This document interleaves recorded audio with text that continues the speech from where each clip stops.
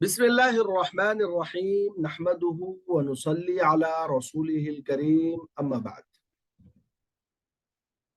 बरज़ख बरज़ख अल्लाह ताला ने दुनिया और आखिरत के दरमियान एक और जहान और आलम बसाया है जो मरने के बाद से कयामत कायम होने तक रहेगा।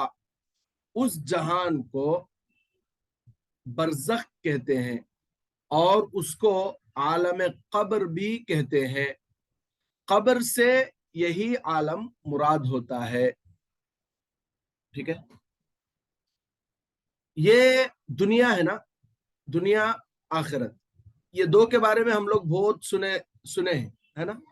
दुनिया के बारे में कई मर्तबा सुने, दरअसल दुनिया के बारे में बार बार हम लोग सुने और आखिरत के बारे में भी सुने हैं, लेकिन इन दोनों के दरमियान भी एक आलम है, इन दोनों के दरमियान भी एक जिंदगी है। उस जिंदगी का नाम है, उस आलम का नाम है बरज़ख, और वो है कब्र का आलम, यानी कब्र की जिंदगी, उसे बरज़ख बोलते। ठीक है, इंसान जब मर जाता है, इंसान जब मर जाता है, अगर दफन किया जाए तो दफन होने के बाद, वरना जिस हाल में उसके पास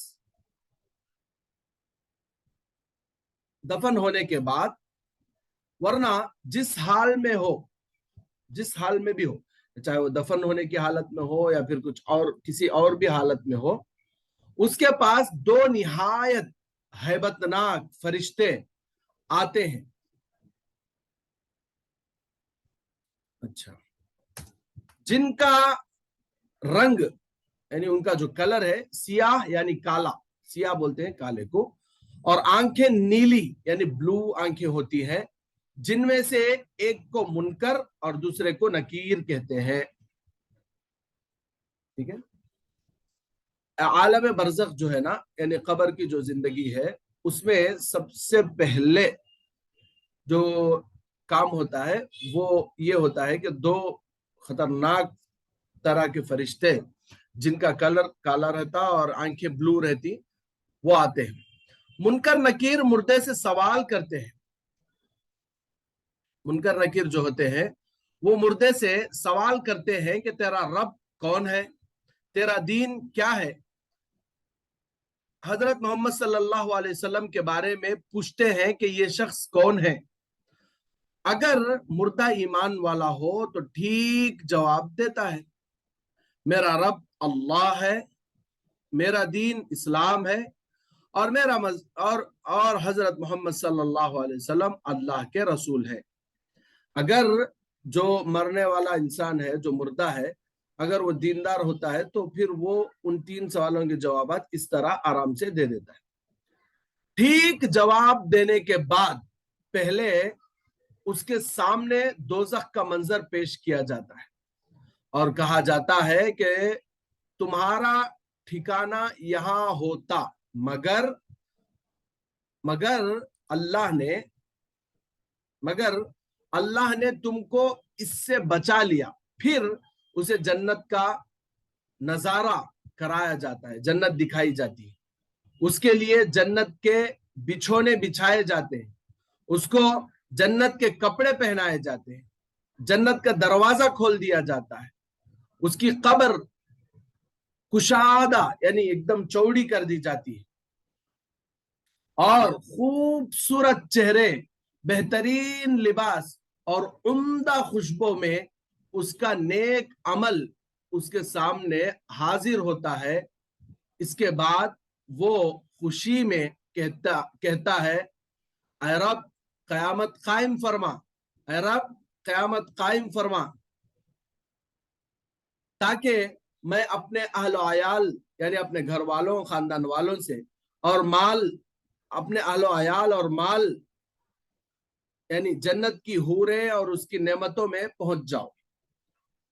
ये जो नेक इंसान है उसके साथ ये सब होता है। ठीक है, और अगर मुर्दा ईमान वाला नहीं है तो मुनकर नकीर के तमाम सवालों के जवाब में चीखता चिल्लाता हुआ यही कहता है कि मुझे कुछ खबर नहीं, मुझे कुछ खबर नहीं। इस नाकामी के बारे में पहले उसको जन्नत का منظر مجھے کچھ خبر نہیں اس ناکامی کے، مجھے کچھ خبر نہیں اس ناکامی کے بعد، یعنی یہ جو ناکامی ہے اس کی کہ انہیں جواب نہیں دے سکتا، تو یہ ایک ناکامی ہے، ایک فیلور ہے۔ اس کے بعد، ناکامی کے بعد پہلے اس کو جنت کا منظر دکھایا جاتا ہے اور کہا جاتا ہے کہ اگر تم ایمان لاتے اور نیک اعمال کرتے تو تمہارا ٹھکانہ یہاں ہوتا۔ پھر اس پر اللہ تعالیٰ کا عذاب مسلط ہو جاتا ہے، اس کے نیچے آگ بچھا دی جاتی ہے، اس کے لیے دوزخ کا دروازہ کھول دیا جاتا ہے، فرشتے لوہے کے ہتھوڑوں سے اس کو ایسا مارتے ہیں کہ جنات اور انسان کے علاوہ سب اس کی آواز سنتے ہیں۔ قبر اس کو اس قدر، یعنی ایسا خطرناک بیچتی ہے، دباتی ہے کہ اس کی پھسلیاں ایک دوسرے میں گھس جاتی ہیں۔ اس کے بعد بدصورت خراب کپڑے اور بدبو میں اس کا عمل حاضر ہوتا ہے، اس کا جو عمل ہے وہ ایک دم بدصورت خراب کپڑے اور بدبو میں اس کا جو عمل ہے وہ ظاہر ہوتا ہے۔ تو وہ کہتا ہے کہ اے رب قیامت قائم نہ فرما، اے رب قیامت قائم نہ فرما۔ عالم برزخ میں نیک اور مومن بندوں پر اللہ تعالیٰ کی رحمتیں اور اس کا انعام ہوتا ہے، اور کافروں اور نافرمان مومنوں پر اللہ تعالیٰ کا عذاب ہوتا ہے۔ اللہ تعالیٰ کے اس انعام یا عذاب کا تعلق مردے کے جسم اور روح دونوں سے ہوتا ہے۔ چاہے مرنے والے کا جسم مٹی میں خاک ہو گیا ہو، یا آگ میں جل گیا ہو، یا پانی میں ڈوب گیا ہو، یا درندوں، پرندوں اور مچھلیوں وغیرہ نے کھا کر ہضم کر دیا ہو، کچھ بھی ہو، بہرحال یہ جو برزخ میں اس کے ساتھ جو بھی معاملہ ہوتا ہے اس کے جسم کے ساتھ اور روح کے ساتھ، دونوں کے ساتھ ہوتا ہے۔ مردے کے جسم اور روح سے اللہ تبارک و تعالیٰ کے انعام یا عذاب کی کیفیت و حالت کا صحیح علم اللہ تعالیٰ ہی کو ہے۔ ہماری سمجھ میں آئے یا نہ آئے، ہم کو اس پر ایمان لانا ضروری ہے۔ یعنی عالم برزخ کے ساتھ ایگزیکٹ مردے کے ساتھ کیا ہوتا، اس کا جو علم ہے وہ صرف اللہ کے پاس ہے۔ ہم لوگوں کی سمجھ میں آئے نہ آئے، ایسا کیسا ہوتا، ویسا کیسا ہوتا، وہ ایسا ہے نا، وہ ایسا نہیں، کچھ بھی لاجک یہاں پہ ڈھونڈنے کی ضرورت نہیں، بس اللہ نے کہہ دیا ہے، اللہ کے نبی نے بتا دیا تو ہوگا تو ہوگا بس۔ مردے کے سامنے قیامت تک روزانہ صبح و شام اس کا ٹھکانہ جنت یا دوزخ پیش کیا جاتا ہے۔ جنتی کو جنت دکھا کر خوشخبری دی جاتی ہے اور دوزخی کو دوزخ دکھا کر اس کے خوف کو بڑھایا جاتا ہے۔ ہم مسلمانوں کا عقیدہ ہے کہ برزخ حق ہے، ہر ایمان والے کو اس پر ایمان لانا ضروری ہے۔ آئی بات سمجھ میں؟ سوالات دیکھیے۔ سوال نمبر 1، برزخ کس جہان کو کہتے ہیں؟ کس جہان کو کہتے ہیں برزخ؟ تو دنیا اور آخرت کے درمیان کی جو زندگی ہے، خبر کی زندگی، اسے برزخ کہتے ہیں، ٹھیک ہے۔ نمبر 2، مردے کے پاس آنے والے فرشتوں کا حلیہ، یعنی ان کا گیٹ اپ اور نام بتاؤ۔ نمبر 3، مردے سے فرشتے کیا سوال کرتے ہیں۔ نمبر 4، ایمان والوں کے ساتھ قبر میں کیا معاملہ کیا جاتا ہے۔ نمبر 5، کافروں کے ساتھ قبر میں کیا معاملہ کیا جاتا ہے۔ نمبر 6، قبر میں اللہ تعالیٰ کے انعام اور عذاب کا تعلق مردے کے جسم سے ہے یا روح سے؟ دونوں سے۔ تو یہ ہو گیا قبر کے بارے میں ایک اہم اور ضروری انفارمیشن جس کو ہم لوگ ابھی پڑھے۔ اب آگے دیکھیے حشر۔ حشر کے معنی ہے جمع ہونا۔ قیامت کے دن سور پھونکے جانے کے بعد جب تمام جاندار مر جائیں گے تو ایک مدت کے بعد، یعنی ایک زمانے کے بعد، دوبارہ سور پھونکا جائے گا، پھر ایک مرتبہ سور پھونکا جائے گا، جس سے تمام مردے زندہ ہو جائیں گے اور اپنی قبروں سے اٹھ کر ایک میدان میں جمع ہوں گے، اسی کو حشر کہتے ہیں، ٹھیک ہے۔ قیامت میں جب پہلی مرتبہ سور پھونکی جاتی ہے تو سب لوگ مر جاتے ہیں، ٹھیک ہے۔ ایک زمانے کے بعد جب اللہ چاہتے پھر دوبارہ سے سور پھونکنے کا حکم دیتے ہیں حضرت اسرافیل علیہ السلام کو زندہ کر کے. جب حضرت اسرافیل علیہ السلام دوبارہ سور پھونکتے تو سارے انسان جو خبروں میں ہیں یا جو جس حالت میں بھی ہیں سارے کے سارے زندہ ہو کر ایک میدان میں جمع ہوتے. ٹھیک ہے, تو وہ جو جمع ہونا ہے نا اسے حشر کہتے ہیں. میدان حشر ایک سفید نرم اور چٹیل زمین ہوگی. حشر کا جو میدان رہتا ہے وہ کیسا رہتا بولے تو سفید یعنی اجلا, نرم چٹیل میدان, چٹیل زمین ہوگی یعنی جس میں کچھ بھی گھاس پھوس کچھ بھی نہیں, جس میں نہ کوئی ٹیلا ہوگا اور نہ کوئی عمارت کہ آدمی اس کے پیچھے چھپ جائے. اللہ تعالیٰ تمام مخلوق کو میدان حشر میں جمع کرے گا. میدان میں کچھ لوگ پیدل حاضر ہوں گے اور کچھ سواریوں پر سوار ہو کر, اور کافر لوگ منہ کے بل چلتے ہوئے میدان حشر میں پہنچیں گے. میدان حشر کیسا رہتا بولے تو وہاں پہ چھپ لینے کے واسطے, منہ چھپا لینے کے واسطے کیا بھی رہتا نہیں, ایک چٹیل میدان رہتا, اس میں نہ ٹیلا بولے تو کچھ اونچی جگہ کوئی عمارت کچھ بھی نہیں رہتی. ٹھیک ہے. اچھا, اس دن کی گھبراہٹ کا یہ عالم ہوگا. اس دن اتنا ٹینشن رہتی کہ ہر شخص اپنی اپنی فکر میں ہوگا. انسان اپنے بھائی, ماں, باپ, بیوی, بچوں, دوست, احباب اور رشتہ داروں سے منہ چھپاتا پھرے گا. دنیا میں جن پر جان تک قربان کر دیتا تھا, دنیا میں جن پر جان تک قربان کر دیتا تھا, آخرت میں ان سے دور بھاگے گا. بلکہ کچھ لوگ تو اس دن کے عذاب سے بچنے کے لیے اپنی بیوی, بچوں وغیرہ کو بھی بدلے میں دینے کے لیے تیار ہوں گے. یعنی ہم نے یہ عذاب نہ کو ہونا بولے تو ہمارے بچوں کو لے لو, ہماری بیوی کو لے لو بولنے کے واسطے بھی لوگ تیار ہیں.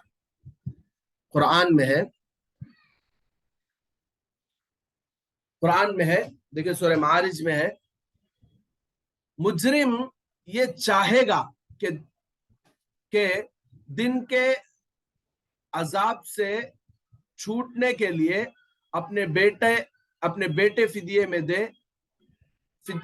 دے دے یعنی بدلے میں بیٹے کو دے دے, اور اپنی بیوی اور اپنا بھائی اور اپنا وہ خاندان جو اسے پناہ دیتا تھا, جو اسے سیو کرتا تھا, زمین جو اسے بچاتا تھا, زمین کے سارے باشندے یعنی پورے کے پورے زمین میں رہنے والے, پھر ان سب کو فدیے میں دے کر اپنے آپ کو بچا لے. لیکن ایسا ہرگز نہیں ہو سکے گا.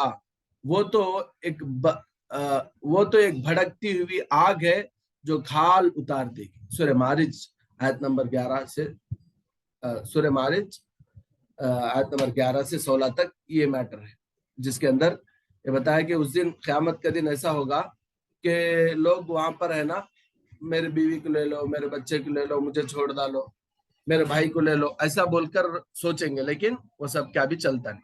اس دن سورج زمین سے بہت قریب ہوگا. اس کی گرمی کی وجہ سے دماغ کھولنے لگے گا اور زبان تالو سے لگ جائے گی. کافر و مشرک اور نافرمان لوگ پسینے میں ڈوبے ہوئے ہوں گے, جن کے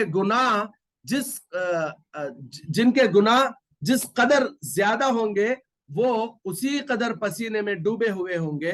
اس کثرت سے پسینہ نکلے گا کہ 70 گز زمین میں جذب ہو جائے گا. جب زمین پسینہ نہ پی سکے گی تو پسینہ اوپر چڑھے گا, پھر کسی کے ٹخنوں تک پہنچ رہا ہوگا, کسی کے گھٹنوں تک, کسی کی کمر تک, اور کوئی پورا پسینے میں ڈوبا ہوا ہوگا. لوگ بھوک اور پیاس کی شدت سے پریشان ہوں گے, مگر اس دن اللہ تعالیٰ نیک بندوں کو اپنے عرش کے سائے میں جگہ عنایت فرمائیں گے, اور ان کے لیے کھانے پینے کا بھی انتظام اللہ تعالیٰ فرمائے. قیامت کا ایک دن 50,000 سال کے برابر ہوگا. حساب و کتاب کا انتظار میں جب کافی مدت گزر جائے گی اور لوگوں کی پریشانی بڑھتی جائے گی تو گھبرا کر سارے اولین و آخرین, یعنی اولین جو پہلے گزرے ہوئے لوگ ہیں, آخرین جو بعد میں آنے, سب مل کر ایک پیغمبر کے پاس حاضر ہوں گے اور حساب و کتاب جلد شروع کیے جانے کی سفارش کریں گے، یعنی ان سے ریکویسٹ کریں گے کہ جلدی حساب کتاب ختم کر کو کیا ہے سو کر ڈالو۔ تمام انبیاء سفارش سے معذرت ظاہر فرمائیں گے، یعنی ایکسکیوز کر لیتے، پورے جو نبی آئے انہوں بولتے نہیں ہوتا، نہیں سفارش کر سکتے، نہیں ہمیں بولتے۔ پھر آخر میں ہمارے پیغمبر حضرت محمد صلی اللہ علیہ وسلم کی خدمت میں سفارش کے لیے حاضر ہوں گے۔ چنانچہ آپ صلی اللہ علیہ وسلم سفارش فرمائیں گے، آپ کے سفارش فرمانے کے بعد اللہ تعالیٰ عرش پر تجلی فرمائیں گے، یعنی عرش پر اللہ تبارک تعالیٰ آئیں گے، پھر حساب و کتاب شروع ہو جائے گا اور اعمال نامے وزن کیے جائیں گے، یعنی کون کیا کرے کیا نہیں، اس کا جو حساب کتاب ہے۔ سوالات دیکھیے، سوالات: حشر کسے کہتے ہیں؟ میدان حشر میں کافر کس طرح پہنچیں گے؟ نمبر 3، نافرمان لوگ کہاں تک پسینے میں ڈوبے ہوں گے؟ نمبر 4، قیامت کا ایک دن کتنے سال کا ہوگا؟ یہ سارے سوالات ہیں، یہ 2 ٹاپکس آج کے ہیں، اس کو اچھی طرح پڑھیے اور سمجھیے، کچھ بھی ڈاؤٹ ہو تو پوچھ سکتے ہیں۔